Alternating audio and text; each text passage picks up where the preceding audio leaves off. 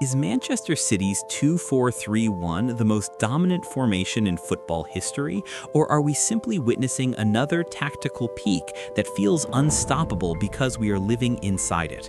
Today, we are diving deeper than surface-level shapes and numbers because this system is not just dots on a board, it is a mechanism of control, a structure designed to suffocate space, manipulate opponents, and turn football matches into carefully directed performances. Under Pep Guardiola, Manchester City have not merely won games, they have dictated the rhythm, geography, and psychology of elite competition. And when people refer to the 2-4-3-1, they are describing something far more complex than a static formation on a team sheet. In defensive phases, it resembles a familiar 4-3-3, but in possession, it morphs into a positional masterpiece where two center backs hold the last line, four midfielders form a square across the central and wide corridors, and three advanced attackers operate between and beyond defensive lines behind a central striker. And what makes this shape extraordinary is not innovation alone, but precision, spacing, and repetition, executed at the highest possible speed. When City build from the back, the fullbacks invert into midfield, stepping alongside Rodri to create numerical superiority centrally, which allows the team to bypass pressing traps while the wingers stretch the pitch horizontally, pinning opposition fullbacks deep, and the advanced midfielders float in half spaces, constantly scanning for overloads. This creates a midfield box that overwhelms opponents, forcing them to collapse inward, which opens passing lanes outside, and as soon as defenders shift, the ball is recycled through short, rapid combinations until the smallest structural weakness appears, and that is when City strike with devastating efficiency.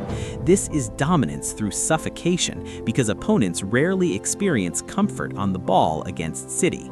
The pressing structure is synchronized with the positional structure, meaning that when possession is lost, there is an immediate swarm around the ball carrier, cutting off escape routes and recovering control within seconds.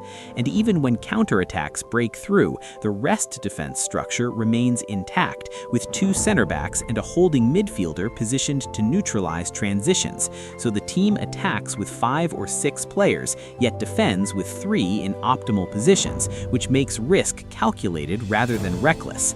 And this equilibrium between aggression and control is perhaps the defining feature of the system. Consider the role evolution within this structure. Defenders like John Stones stepping into midfield, transforming defensive buildup into creative progression. Central midfielders rotating fluidly to ensure passing triangles always exist. Wingers maintaining width until the precise moment they cut inside, and a striker like Erling Haaland providing vertical gravity, dragging center backs deep, which stretches defensive lines and creates interior space for runners such as Kevin De Bruyne, whose timing and vision exploit those channels with ruthless consistency. What we are witnessing is not simply possession for the sake of aesthetics, but possession as territorial warfare.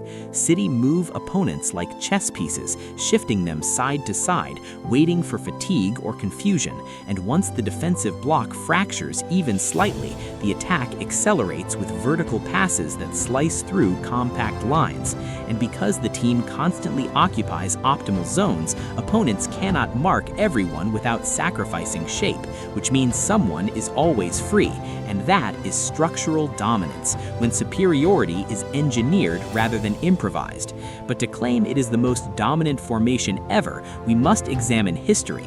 Barcelona's 4-3-3 under Guardiola and later Luis Enrique redefined control through tiki-taka. Spain's national team suffocated international tournaments with positional play and patient circulation. Real Madrid's 4-3-3 during their Champions League three-peat thrived on transitional brilliance and individual moments of genius. Arrigo Sacchi's Milan revolutionized pressing with synchronized defensive lines. Johan Cruyff's total football ideology blurred positional boundaries decades ago. So what separates Manchester City's 2-4-3-1 is synthesis. It merges Cruyff's spatial philosophy, Sacchi's pressing intensity, Barcelona's ball retention, and the athletic demands of the modern Premier League into one adaptable structure capable of dominating domestically and continentally. During the treble-winning campaign, City did not rely on moments, they relied on method. Their possession statistics, territorial control, expected goal differentials, and defensive solidity aligned in a way rarely seen in elite competition. They did not just win matches, they controlled nearly every measurable metric underlying performance. And perhaps most impressively, they maintained that control against diverse tactical opponents: low blocks, high presses, physical midfields, rapid counter-attacking sides. And that versatility is critical because true dominance is not situational, it is universal. This system adapts by altering tempo against compact defenses. The circulation becomes patient, probing, forcing opponents to defend longer than they are comfortable. Against aggressive pressing sides, the buildup invites pressure before bypassing it with sharp vertical combinations, exploiting vacated zones. And because the inverted fullbacks create a midfield square, the team retains balance even during rapid transitions, which reduces vulnerability to chaos. Critics argue that no formation is dominant without elite players, and that is undeniable. But the hallmark of a great system is how it elevates individuals. Rodri becomes the metronome because the structure ensures passing options exist at all times. De Bruyne thrives because movement around him is synchronized. Erling Haaland's scoring numbers explode because the system isolates him against defenders in optimal moments. Even squad players slot into roles seamlessly because the positional framework is clear and repeatable. And when influence extends beyond trophies into tactical imitation, the argument for historical dominance strengthens.